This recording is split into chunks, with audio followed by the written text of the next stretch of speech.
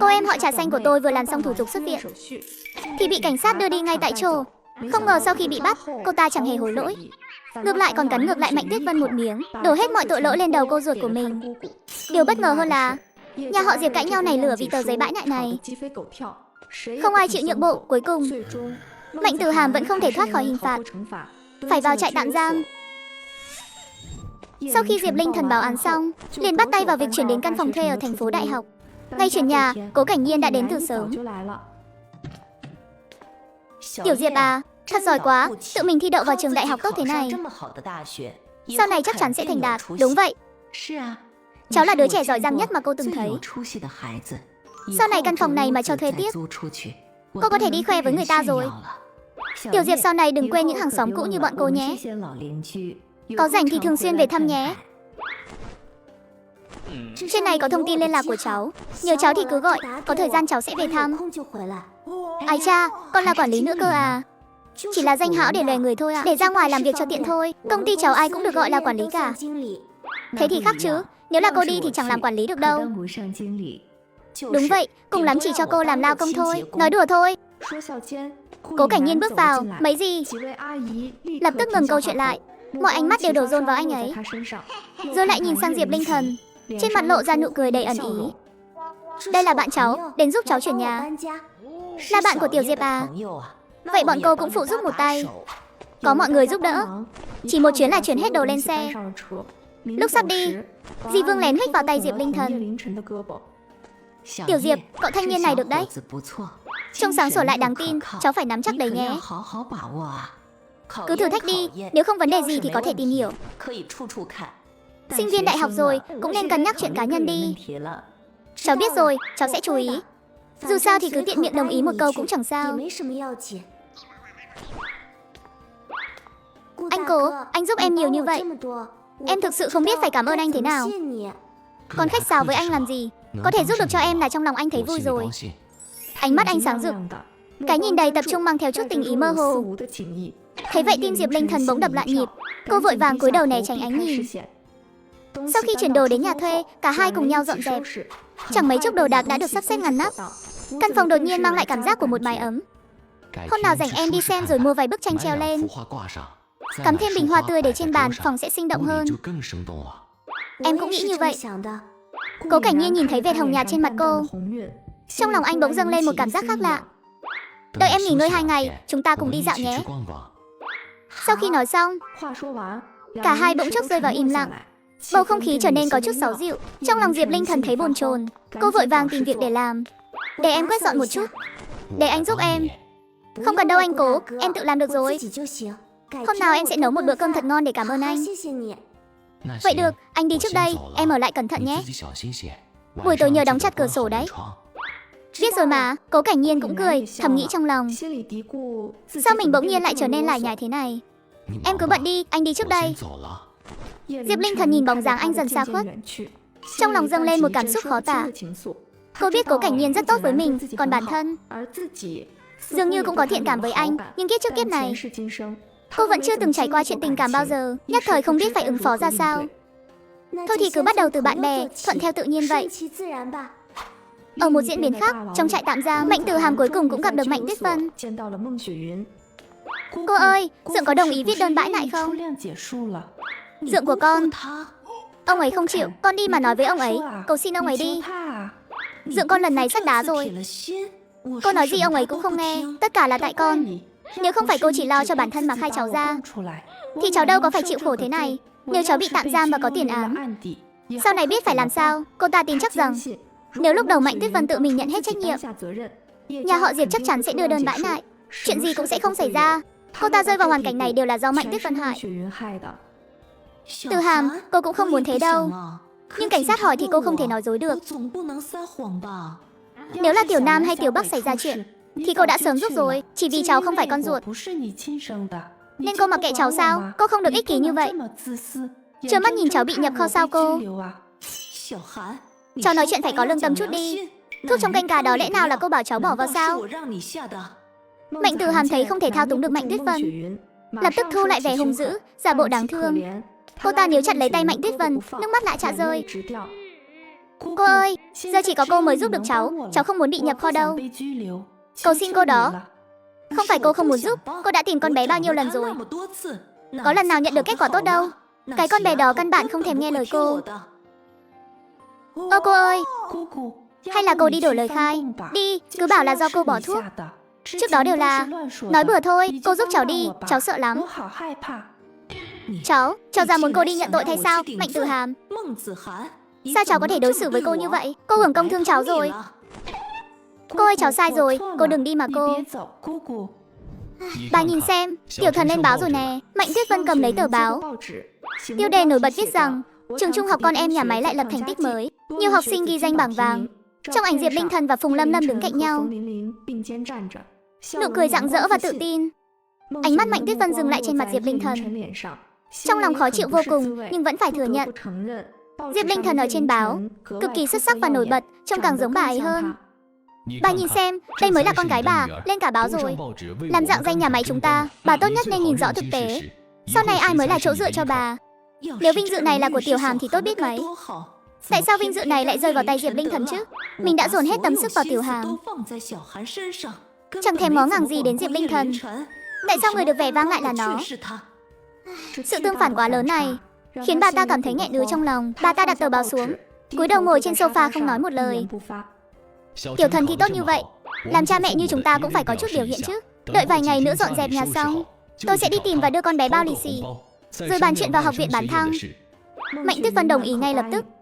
Bà ta còn trông mong Diệp Chính Hoa ra mặt để làm dịu quan hệ với Diệp Linh Thần, đợi đến khi Mạnh Tử Hàm được ra ngoài để Diệp Linh Thần phụ đạo cho nó. Vài ngày sau, Diệp Chính Hoa và Mạnh Tuyết Vân dọn dẹp nhà cửa, mua trái cây và một ít đồ tầm bổ đến phòng trọ của Diệp Linh Thần.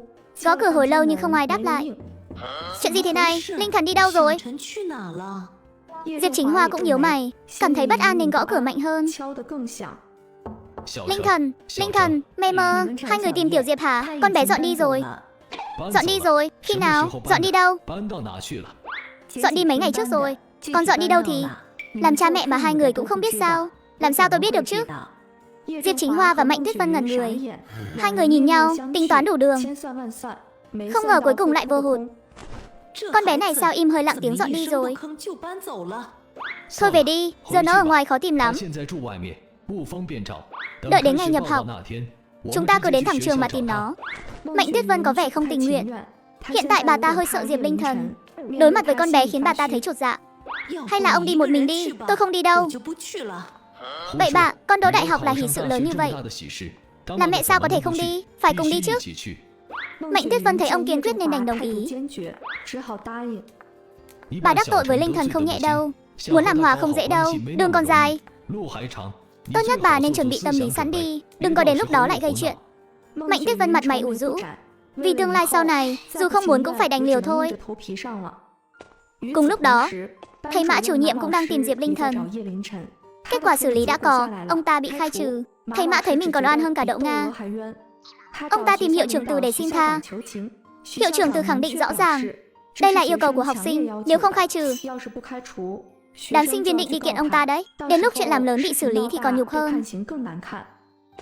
Đến lúc này ông ta chỉ còn cách hạ mình với Diệp Linh Thần để tranh thủ cơ hội quay lại trường. Thầy Mã tìm được nơi ở của Diệp Linh Thần, vội vàng mua chút đồ rồi tìm đến đó. Đến căn hộ thuê, ông ta gõ cửa mãi mà không ai mở. Diệp Linh Thần không có nhà sao? Hay là thấy mình đến nên cố ý không mở cửa? Diệp Linh Thần có nhà không? Cửa nhà Diệp Linh Thần thì không mở được, ngược lại làm hàng xóm kế bên phải mở cửa. Ông tìm ai? Chị ơi, Diệp Linh Thần ở đây đi đâu rồi? Anh là ai? Tìm Tiểu Diệp có việc gì? Tôi là thầy giáo của con bé, có chút việc cần gặp. À, là thầy Mã sửa nguyện vọng của người ta đó hả? Chị biết con bé đi đâu không? Chuyển đi rồi. Chuyển đi đâu cơ? Chuyện đó sao tôi biết được? Nó cũng chẳng nói với tôi, còn chuyện sửa nguyện vọng. Làm thầy giáo mà hành động như vậy không thấy thất đức sao? Thầy Mã vốn là người có học thức, chưa bao giờ bị ai mắng chửi thẳng mặt như vậy. Ngay lập tức mặt đỏ bừng vì xấu hổ. Ông ta quay đầu nhìn cánh cửa đóng chặt mà lòng đầy lo lắng. Không ngờ Diệp Linh Thần đã rời đi rồi. Phép này đến chỗ để than khóc cầu xin cũng chẳng còn. Lúc này Diệp Linh Thần đang dọn dẹp đồ đạc ở nhà mới. Cô xem qua giá của máy tính để bàn. Cái hộp vuông cồng kềnh đó toàn tiền triệu. Phải nhanh chóng tìm việc làm thêm thôi, để kiếm tiền mua một chiếc máy tính. Sau này học tập tra cứu tài liệu cũng tiện hơn. Trong trại tạm giam, Mạnh Tử Hàm cuối cùng cũng hết hạn. Cảnh sát giáo huấn vài câu đơn giản, rồi cho cô ta đi. Thời gian qua đối với cô ta đúng là dài như cả thế kỷ. Ăn không ngon ngủ không yên, suốt ngày lo lắng cho tương lai nên đã gầy đi trông thấy. Quần áo nhăn nhúm kèm theo mùi lạ. Bước ra khỏi cổng, cô ta nhìn quanh nhưng cổng trường không một bóng người. Chuyện này là sao? Nhấp vào chương trình nhỏ ở góc trái video game. Có thể xem trước các tập tiếp theo. Tôi lại chuyển nhà một lần nữa. Tiếng trêu chọc của ba người dì vẫn còn vang bên tai. Tình cảm giữa tôi và anh Cố đang âm thầm nảy nở. Cứ ngỡ sẽ được sống những ngày bình yên, ngờ đâu sóng gió lại ập đến quá nhanh. Cô em họ Trà Xanh đã rời khỏi trại tạm giam, lại còn mơ mộng hão huyền định bắt mẹ mình đổi lời khai để đi bóc lịch thay cô ta. Càng không ngờ tới, ngày Mạnh Tử Hàm ra khỏi đó, trước cửa lại chẳng có lấy một bóng người. Mạnh Tuyết Vân đâu rồi? Người nhà họ Diệp đâu? Lẽ nào họ quên mình rồi sao? Mạnh Tử Hàm lập tức hoảng loạn. Ngay sau đó là cảm giác tủi thân và phẫn nộ tột cùng. Chẳng lẽ chỉ vì Diệp Linh Thần đỗ đại học mà cả nhà định gạt bỏ tình cảm mười mấy năm nay sao? Mạnh Tuyết Vân thương mình như vậy, làm sao có chuyện không đến được? Chắc chắn là ở nhà có việc nên bị trễ thôi. Chắc chắn là con danh Diệp Linh Thần lại đang giở trò rồi. Đợi khi về nhà nhất định phải khóc lóc một trận, để Mạnh Tuyết Vân đòi lại công bằng cho mình. Phải nói sao cho bà ấy mủi lòng, để bà ấy biết mình mới là người đáng thương nhất, là người cần được yêu thương nhất. Cô ta đứng ở cổng trại tạm giam hồi lâu, chờ đến mỏi mòn cả cổ. Cuối cùng cũng chắc chắn là Mạnh Tuyết Vân sẽ không đến. Bà không đến đón chứ gì, tôi không tự tìm đến được chắc. Muốn vứt bỏ tôi đâu có dễ thế. Mạnh Tử Hàm lòng đầy căm hận, lảo đảo bước về phía địa chỉ mới của nhà họ Diệp. Cô ta đi quanh khu tập thể mấy vòng, cuối cùng tìm được nhà họ Diệp nhờ sự chỉ dẫn của một bà bác xa lạ, ngắn cách qua cánh cửa. Cô ta có thể nghe thấy rõ ràng tiếng cười nói vui vẻ và mùi thức ăn thơm phức bên trong. Cô ta ở trong trại tạm giam chịu bao uất ức, khó khăn là mới ra được mà chẳng ai đón. Vậy mà ở nhà lại đang rộn ràng gói sủi cảo. Sự tủi thân của Mạnh Tử Hàm không thể kìm nén thêm được nữa, nước mắt trào ra. Cô ta đập cửa thật mạnh. Tiếng gõ cửa đột ngột khiến người trong nhà ngẩn ra. Mạnh Tuyết Vân mở cửa thấy Mạnh Tử Hàm đứng bên ngoài. Bà sững sờ. Tiểu Hàm, sao con lại ra đây rồi? Mạnh Tử Hàm không trả lời, bước thẳng vào nhà, liếc mắt nhìn về phía bàn ăn. Trên bàn là một đĩa sủi cảo lớn nóng hổi. Bên cạnh chỉ có đúng 4 cái bát nhỏ, hoàn toàn không tính cô ta vào trong đó. Họ đã hoàn toàn quên mất hôm nay cô ta được thả. Cô à, hôm nay còn hết hạn tạm giam, một ngày quan trọng như thế này, vậy mà cô lại quên không để đón con. Con ở nhà rộn ràng gói sủi cảo. Ngày quan trọng gì chứ? Con muốn cả nhà chúng tôi đi đón cô ra trại nữa à? Chẳng thấy xấu hổ gì cả. Mẹ tôi cứ tưởng ngày mai cô mới ra. Xem ra bà ấy nhớ nhầm ngày rồi. Mạnh Tử Hàm hừ lạnh một tiếng, chẳng thèm tin. Lúc trước khi Diệp Linh Thần mới từ quê lên, chẳng phải cũng bị hắt hủi như vậy sao? Khi đó cô ta còn hả hê, nhưng hiện tại cô ta lại rơi vào cảnh ngộ y hệt Diệp Linh Thần. Không, tuyệt đối không. Tôi sẽ không để ai điều khiển mình như Diệp Linh Thần đâu. Cô ơi, Tiểu Hàm, con chịu khổ rồi, mau rửa tay vào ăn sủi cảo đi, ăn cho lại sức. Mạnh Tử Hàm đã sớm đói đến mức bụng dán vào lưng, chẳng mang đến việc rửa tay. Cô ta đi thẳng đến bàn cầm đồ ăn ngấu nghiến. Cô ơi, sủi cảo cô gói ngon quá đi mất. Bàn ăn chỉ có vỏn vẹn 4 chiếc ghế. Mạnh Tử Hàm vừa ngồi xuống thì Diệp Lâm Bắc chẳng còn chỗ ngồi. Mạnh Tuyết Vân vội bưng ghế kéo Diệp Lâm Bắc ngồi xuống. Mạnh Tử Hàm chẳng còn vẻ thanh lịch thường ngày, cứ thế nhồi nhét liên tục vào miệng, chẳng mấy chốc đã ăn hết nửa đĩa. Diệp Chính Hoa nhìn cái đĩa đã vơi đi phần lớn, nhíu mày đặt đũa xuống. Tiểu Hàm, tình hình nhà chú con cũng thấy rồi đó, diện tích thì hẹp, phòng ốc lại ít, không có chỗ thừa cho con ở đâu. Ăn xong, con hãy tự đi tìm chỗ mà ở đi. Ông không muốn cho Mạnh Tử Hàm ở lại nhà chút nào. Nuôi cô ta trong nhà chẳng khác nào tự rước họa vào thân. Không ở nhà thì con biết ở đâu? Chẳng lẽ ngủ ngoài đường à? Chú đã nhờ người tìm việc cho con rồi. Nhà máy dệt đang tuyển công nhân, con cứ làm trước đi.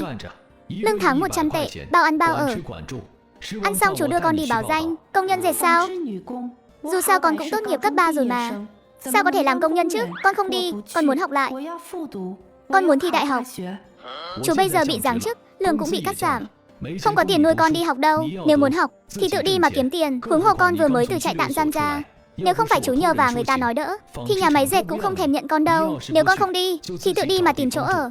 Dù sao nhà này cũng không nuôi nổi con nữa. Con không đi. Cô ơi, chuyện này không giống những gì cô hứa với con. Dượng nói gì đi chứ? Hứa với cháu cái gì? Tôi chẳng hứa gì cả. Rõ ràng Dượng hứa giúp cháu xuất sinh viên cử tuyển. để cháu được vào Đại học Giang Thành học. Có phải vì Diệp Linh Thần giỏi giang rồi nên mọi người coi thường cháu? Tùy ý chà đạp cháu đúng không? Giờ tôi cũng chỉ là một công nhân quèn. Dẫu trước kia tôi có hứa, thì giờ cũng không thể. Cháu bỏ ý định đó đi. Không đi theo diện cử tuyển thì cháu tự đi học. Tại sao không cho cháu ôn thi lại? Cháu muốn ở nhà. Tại sao Diệp, Lâm Nam và Lâm Bắc được ở, còn cháu thì không? Tụi nó là con trai ruột của tôi, ở nhà là lẽ đương nhiên. Những chuyện cháu đã làm, gặp nhà khác là họ tống cổ cháu ra đường lâu rồi. Tôi còn tìm việc cho cháu, sắp xếp chỗ ở cho cháu. Cháu còn muốn thế nào nữa? Một là đi làm, hai là tự tìm chỗ mà ở. Gia đình này không nuôi nổi cháu đâu. Mạnh Tuyết Vân quay mặt đi không nói lời nào. Diệp Lâm Nam và Diệp Lâm Bắc thản nhiên ăn sủi cảo, coi cô ta như không tồn tại. Khóc lóc cái gì? Muốn khóc thì rời bàn mà khóc, đừng ảnh hưởng bữa cơm. Mạnh Tuyết Vân vẫn không đành lòng, đưa Mạnh Tử Hàm đi thay đồ và rửa mặt. Cô ơi, cô cứ để họ chà đạp cháu như vậy sao? Cô thật sự nhẫn tâm không quản cháu nữa sao? Giờ cô cũng hết cách rồi. Dượng cháu cũng vừa mới mất việc, nhưng công việc này thật sự là cô chọn cho cháu. Hiện tại là công nhân thời vụ, nhưng chỉ cần làm tốt, vẫn có hy vọng được chuyển lên văn phòng. Xưởng dệt cũng có suất đào tạo cử tuyển. Đến lúc đó cháu hãy tự mình giành lấy. Thế cô không cãi lại Dượng sao? Sống như thế này thì có ý nghĩa gì chứ? Cái nữa là cái nhà này tàn nát thật đấy. Lát nữa cháu ra ngoài xin lỗi Dượng một tiếng, thu xếp đồ đạc rồi đi báo danh ngay đi. Cứ đi làm đi, có lương có chỗ ở, tốt biết mấy. Cũng đừng bỏ bê việc học hành. Đợi vài tháng nữa Dượng nguôi giận, cô sẽ lại cố gắng giúp cháu. Trong nhà thật sự không còn chỗ cho cháu ở. Lỡ Dượng cứ để bụng mãi, chẳng lẽ cháu phải làm công nhân dệt suốt đời sao? Mạnh Tử Hàm chỉ mới nghĩ đến thôi, đã thấy tương lai tăm tối. Cô ta chẳng tin mấy cái con đường thăng tiến đó. Nếu không nguôi giận, cô sẽ đi thỉnh chị họ con, nó lên đại học chắc chắn. Vì giữ thể diện mà sẽ đưa tiền thôi. Không thì cô sẽ khiến nó học hành không yên. Hàm à, con cứ yên tâm, cô sẽ không bỏ mặc con chịu khổ đâu. Nhất định sẽ nghĩ cách giúp con. Mạnh Tử Hàm cân nhắc hồi lâu rồi gật đầu. Dượng ơi, con sai rồi, vừa nãy con sợ quá nên mới nói năng thiếu suy nghĩ. Dượng đừng trách con. Mê mơ, biết sai là tốt rồi. Đi dọn đồ đi, dọn sạch đi, đừng để sót gì. Lòng Mạnh Tử Hàm như bị kim châm. Đây là muốn vạch rõ ranh giới đây mà. Hừ, giờ ông coi thường tôi, sau này đừng có mà hối hận. Con biết rồi. Dượng ơi, con dọn xong rồi. Đi thôi, Dượng đưa con đến xưởng. Mạnh Tuyết Vân muốn đi tiễn, nhưng bị Diệp Chính Hoa lừa một cái nên im lặng lùi lại. Chị Hàm tạm biệt nhé. Cố lên, chị làm được mà. Tôi đi rồi mấy người vui thế sao? Hai người bắt xe buýt đến xưởng dệt. Diệp Chính Hoa đứng trước cổng gọi điện vài câu, rồi đi lại dặn dò Mạnh Tử Hàm. Mê mơ, con đứng đây đợi đi, lát nữa có người đến đón. Dượng đi trước đây. Mạnh Tử Hàm rất muốn hỏi ông ấy sau này có thật sự bỏ mặc mình không, nhưng nhìn bóng lưng tuyệt tình đó, cô biết chỉ cần cô thành danh thì không cần cầu xin, Diệp Chính Hoa sẽ tự bám lấy thôi. Lúc này trong xưởng, một người phụ nữ trung niên mặc áo sơ mi xanh đi ra, nhìn cô từ trên xuống dưới. Cô tên Mạnh Tử Hàm à? Đây là cử lao công đến đón mình sao? Con nói là nhờ vào quan hệ gì chứ? Đãi ngộ kiểu này sao? Sao thế? Tôi là Lý Tú Mỹ, chủ nhiệm xưởng sợi, đi theo tôi. Đến xưởng báo danh trước. Chủ nhiệm xưởng mà ăn mặc thế này sao? Thật thấp kém, mình mà làm ở đây tiếp, sau này có thành ra thế này không? Mạnh Tử Hàm dùng mình ớn lạnh. Lý Tú Mỹ đi được vài bước, thấy cô không theo kịp liền quay lại quát lớn. Lên mấy cái gì thế, đi mau lên. Mạnh Tử Hàm giật bắn mình trước tiếng gọi của bà ta, vội vàng đẩy chiếc vali đi. Tôi tới đây. Lý Tú Mai hừ lạnh một tiếng. Bà ta đi thẳng về phía trước, chẳng buồn giúp xách đồ. Mạnh Tử Hàm chỉ đành vất vả đi theo. Sau này cô ở đây, bên trong có 3 người, đều là người mới cả, hãy chung sống hòa thuận. Cô là người mới à? Tên gì thế? Thái độ thật thô lỗ, vừa xấu vừa quê mùa, nói chuyện còn có giọng địa phương, trên người còn có mùi khó chịu. Nhìn qua là biết đồ nhà quê mới lên phố. Cùng một ruột với Diệp Linh Thần. Tôi là Mạnh Tử Hàm, còn cô? Tôi là Chu Tiểu Hồng. Tôi làm ở xưởng kéo sợi thô. Cô trông thanh tú thế này mà cũng đi làm công nhân sao? Thật sự là không nhìn ra luôn. Trông giống sinh viên đại học hơn. Đồ nhà quê, nói câu nào xỏ xiên câu đó. Cái giường cạnh cửa này là của cô. Chu Tiểu Hồng chủ động giúp cô ấy dọn dẹp. Giới thiệu thêm 2 người bạn cùng phòng khác, đều là công nhân hợp đồng mới tuyển từ dưới quê lên. Họ làm ca ngày. Sắp tan làm rồi, cô sẽ gặp họ ngay thôi. Đợi 2 người bạn cùng phòng kia về, quả nhiên cũng thô kệch y hệt. Mạnh Tử Hàm chẳng muốn bắt chuyện với họ.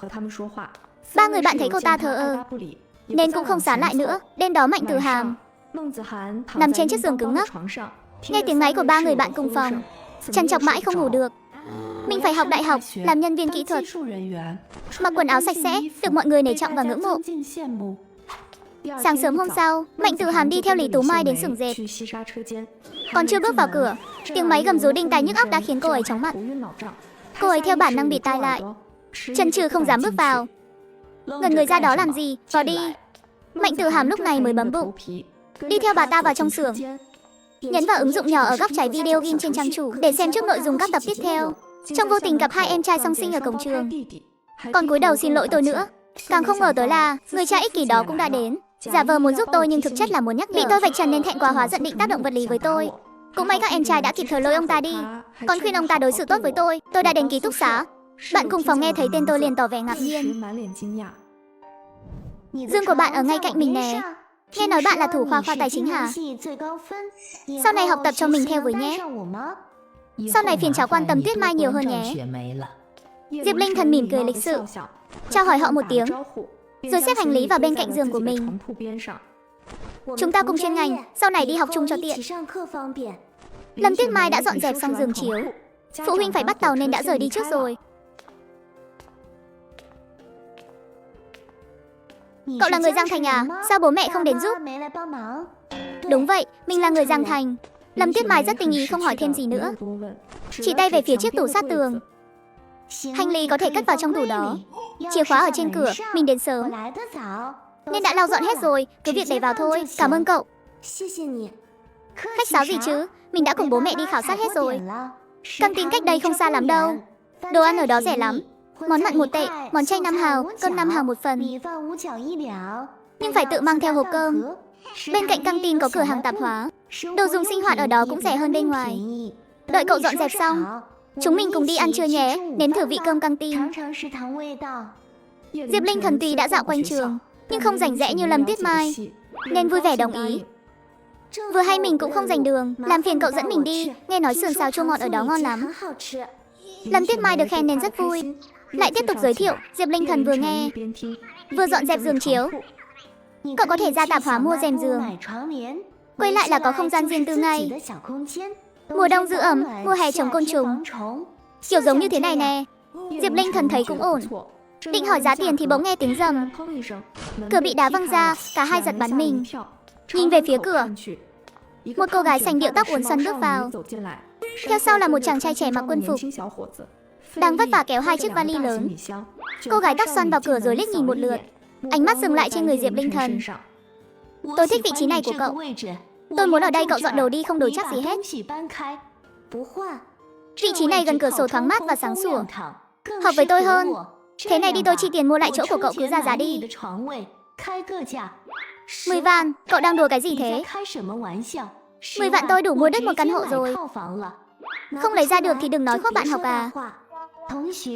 Giường trong ký túc xá đã được phân chia rồi. Trên giường có dán tên phải ở đúng theo tên. Làm bộ làm tịch cái gì, có chỗ ngủ thôi mà cứng nhắc vậy. Trương Đình Đình, giường của cô ở tầng trên. Thấy rồi, nhưng tôi không muốn ở tầng trên, muốn đổi xuống tầng dưới. Trường học có quy định, phải tuân thủ, thủ trưởng đã dặn không được để cô gây chuyện. Một lỗ cổ hủ. Diệp Linh Thần dọn dẹp xong giường chiếu của mình rồi, vừa lúc thấy đói bụng. Tôi xong rồi đi mua hộp cơm trước đã, sau đó cùng đi ăn trưa nhé. Được, mình đi cùng cậu. Trương Đình Đình đó tính tình gắt gao quá, khó gần thật. May mà cô ta không ở tầng trên của mình. Cô ta học ngành thương mại quốc tế khác ngành với chúng ta, cứ ít qua lại là được. Mình đoán cô ta chẳng ở được mấy ngày đâu. Nhìn phong thái đó xem, giống như con nhà quyền quý trong khu quân đội vậy. Mắt mọc tận trên đỉnh đầu ấy. Chắc là chê ký túc xá tệ, sẽ sớm dọn ra ngoài ở thôi. Diệp Linh Thần không đáp lời, chuyển sang chuyện khác. Cả hai vừa nói vừa cười đi đến tiệm tạp hóa. Cậu còn thiếu gì không? Mua hết một lần đi, lát nữa đông người lại phải chen chúc. Có lý đấy. Cả hai xách đồ đến nhà ăn. Người không đông lắm đều mua được sườn xào chua ngọt. Đồ ăn của mình nhiều này, cậu nếm thử đi. Diệp Linh khẩn cấp một miếng rồi cũng đẩy hộp cơm của mình sang. Cậu cũng nếm thử của mình xem. Ăn xong cả hai đi lấy nước nóng rồi mới về ký túc xá. Trương Đình Đình và anh lính không còn ở đó nữa. 3 chiếc giường khác đều đã có người, các cô gái đang dọn dẹp. Người ở tầng dưới của Trương Đình Đình là Vương Lệ Na, ăn mặc rất sành điệu, nụ cười niềm nở. Thấy hai người quay lại, cô ấy cầm túi giấy đưa qua. Chúc quà gặp mặt, sau này mọi người giúp đỡ nhau nhé. Cảm ơn cậu, cảm ơn nhé. Đừng bận nữa, mọi người tự giới thiệu chút đi. Mọi người lần lượt giới thiệu bản thân. Vương Lệ Na là y tá, có gì ở Giang Thành, nên đã đăng ký vào Đại học Giang Thành. Giường trên của Diệp Linh Thần là Lý Hồng Anh, người Thiểm Tây, tính tình điềm đạm, nói chuyện là đỏ mặt. Giường trên của Lâm Tuyết Mai là Chu Tiểu Yến, người Giang Thành. Sau khi Diệp Linh Thần giới thiệu đơn giản, cô về giường lắp rèm, Lâm Tuyết Mai giúp Vương Lệ Na dọn dẹp. Giới thiệu với mọi người, chuyện nhà ăn, thẻ nước nóng, mọi người đều nghe rất chăm chú. Tiểu Mai, cậu đúng là biết tốt đó. Không thành vấn đề, tớ chắc chắn biết gì nói nấy. Diệp Linh Thần nhìn bầu không khí hòa thuận liền thở phào. Xem ra trừ Trương Đình Đình, mọi người đều rất dễ gần. Ở phía bên kia, ký túc xá của Mạnh Tử Hàm đang náo loạn. Một cô gái tên Hà Xuân Hoa bị mất 50 tệ, khóc lóc đòi bắt kẻ trộm. Trong 4 người ở ký túc xá, trừ Mạnh Tử Hàm ra, tất cả đều làm cùng một phân xưởng. Mọi người xôn xao bàn tán phân tích. Mọi nghi ngờ đều đổ dồn vào Mạnh Tử Hàm. Hôm qua chỉ có mình cô ở ký túc xá, chúng tôi đều ở phân xưởng, không phải cô lấy thì còn ai. Đúng thế, bình thường thấy cô toàn dùng đồ xịn, chắc gì đã không phải đồ ăn cắp. Ai thèm mấy đồng bạc đó chứ? Tôi mệt về là ngủ ngay, thời gian đâu mà trộm. Có 50 tệ mà coi như bảo bối, đúng là đồ nhà quê. Mày chửi ai đấy, cái đồ nhân viên thời vụ này. Thật sự coi mình là tiểu thư chắc. Ha ha, dựng tôi là chủ nhiệm nhà máy thép đấy. Tôi chẳng thèm số tiền này đâu, chỉ có mấy người mới coi là báu vật. Hừ, cháu gái chủ nhiệm mà lại chạy đến nhà máy dệt này, lừa ai chứ? Tôi thích đấy, một lũ chân lấm tay bùn chạy lên thành phố làm loạn. Tự soi gương xem mình có xứng hay không đi. Hà Xuân Hoa vốn là người nóng tính, nghe cô ta nói vậy thì không thể nhịn thêm được nữa, giơ tay tát Mạnh Tử Hàm một cái. Mạnh Tử Hàm bị đánh đến nổ đom đóm mắt, nước mắt ngay lập tức trào ra. Cô dám đánh tôi sao? Bao nhiêu uất ức và oán hận trong phút chốc bùng phát, cô ta lao vào cổ xé. Tao xử mày, cái đồ mụ điên này. Anh, tao xử lý mày luôn. Hai cô gái bên cạnh đều bị Mạnh Tử Hàm dáng vẻ điên cuồng này làm cho khiếp sợ, cùng nhau xông lên can ngăn. Đừng đánh nữa, mau dừng tay lại. Trong ký túc xá bỗng chốc hỗn loạn như một nồi cháo, tiếng la hét, tiếng khóc lóc, tiếng chửi rủa lẫn lộn vào nhau. Trận thế lớn như vậy, thu hút nữ công nhân ở các phòng khác ngó nghiêng. Có người chạy đi gọi quản đốc phân xưởng Lý Tú Mai tới. Làm cái gì vậy? Cãi cọ cái gì? Hà Xuân Hoa chỉ vào vết cào trên mặt, vừa khóc vừa kể lại sự tình. Hôm qua chỉ có mình cô ở phòng. Chủ nhiệm Lý, tôi thực sự không trộm, họ vu oan cho tôi. Được rồi, nói không rõ thì khám xét. Mạnh Tử Hàm, bắt đầu từ cô. Mạnh Tử Hàm vì muốn chứng minh trong sạch nên đành đồng ý. Lý Tú Mai dẫn người lục tung hành lý cô ta nhưng không thấy tiền. Thấy chưa, tôi không có trộm. Bây giờ nên khám, họ đi, biết đâu là bọn họ tự giở trò. Dựa vào cái gì mà khám tôi là người mất tiền mà. Để công bằng thì khám hết, tránh việc nói không rõ ràng. Kết quả là lần khám xét này thực sự có vấn đề. Tại cùng phòng ký túc, trên người một cô gái tên là Trịnh Tiểu Phương, không chỉ tìm thấy 50 tệ của Hà Xuân Hoa, mà còn tìm thấy mấy cái kẹp tóc, dây buộc tóc và mấy món đồ lặt vặt khác. Đây là của tôi tìm mãi mà không thấy. Hóa ra là cô trộm. Chủ nhiệm, tôi không cố ý đâu, tại nhà tôi nghèo quá. Thấy đồ của Mạnh Tử Hàm đẹp quá, nên không nhịn được mà trộm. Còn tiền là lúc tôi chạm vào đồ của cô ta, thấy tiền của Xuân Hoa để trên giường, nên tiện tay lấy luôn. Lý Tú Mai trực tiếp đuổi việc Trịnh Tiểu Phương, nhưng Mạnh Tử Hàm vẫn không chịu bỏ qua. Cô ta cảm thấy mình bị oan ức, lại còn bị Hà Xuân Hoa đánh, nên bắt cô ấy phải xin lỗi. Cô không đánh tôi chắc, vết thương trên mặt tôi từ đâu ra? Mắt tôi sắp bị cô cào mù rồi mà còn bắt tôi xin lỗi à? Là ai ra tay trước? Cô không động thủ thì tôi đánh cô làm gì? Đánh cô thì sao? Tôi chính là nhìn cô không thuận mắt đấy. Ai bảo cô coi thường người nông thôn? Lần sau còn dám, tôi vẫn sẽ đánh. Mạnh Tử Hàm nhìn khuôn mặt đỏ bầm đầy vết cào của Hà Xuân Hoa, Cơn giận trong lòng không những không tan mà còn thấy bí bách hơn. Tôi đúng là đen đủi hết chỗ nói. Sao lại gặp phải hạng nhà quê ngang ngược thế này chứ? Đúng là bản sao của Diệp Linh Thần mà. Chủ nhiệm, con muốn chuyển ký túc xá. Con không thể ở chung với cô ta được. Lý Tú Mai đang phiền lòng vì chuyện có trộm. Làm gì có thời gian mà quản mấy chuyện này. Thôi đừng khóc nữa, ai bị thương thì đi phòng y tế xử lý. Chuyện của các cô để sau hãy nói. Lần sau còn dám chọc bà thì coi chừng cái da của mày đấy. Mạnh Tử Hàm ướt ức gục xuống giường ôm mặt khóc nức nở. Càng nghĩ càng tức. Cái nơi quái quỷ gì thế này? Việc thì mệt, chỗ ở thì tệ, còn bị vu oan ăn cắp, lại còn bị ăn đòn nữa. Lý Tú Mai chẳng thèm giúp mình. Thật bất công mà. Hu hu, tôi đã đắc tội ai chứ? Cô ấy khóc đến xé lòng, cảm thấy bản thân như rơi xuống hố đen không đáy, chẳng thấy một chút ánh sáng nào. Nơi này không thể ở lại thêm giây phút nào nữa. Mạnh Tử Hàm sụt sùi đứng dậy thu dọn đồ đạc giá trị, chạy về khu tập thể nhà máy thép ngay trong đêm. Nhưng Diệp Chính Hoa đang ở nhà, cô ấy không dám về, đành ôm đồ đạc ngủ tạm một đêm ở đình hóng mát trong vườn hoa. Đình hóng mát gió lùa từ phía, muỗi vo ve đầy mặt, cắn đến mức cô ấy ngứa ngáy khắp người. Lũ muỗi chết tiệt, đến các người cũng bắt nạt ta. Hu hu, sao số tôi khổ thế này? Đều tại con nhỏ nhà quê Diệp Linh Thần đó. Nó không phải kẻ thù kiếp trước của cô, mà là của con. Nó đến để báo thù con. Ông trời ơi, hãy mở mắt ra mà bắt nó đi đi. Khó khăn là mới đợi được đến sáng, Mạnh Tử Hàm đoán chừng Diệp Chính Hoa và cặp song sinh đã ra ngoài, mới kéo lê những bước chân nặng nề, vừa khóc vừa lên lầu tìm Mạnh Tuyết Vân. Cô ơi, con không muốn làm việc ở nơi quái quỷ đó nữa. Họ bắt nạt con. Hu hu, vừa vào cửa, cô ấy liền xà vào lòng Mạnh Tuyết Vân khóc nức nở. Mạnh Tuyết Vân nhìn Mạnh Tử Hàm, chỉ trong thời gian ngắn mà như già đi 10 tuổi, khuôn mặt vốn trắng trẻo giờ lại đỏ bừng sưng tấy. Mặt con sao thế này?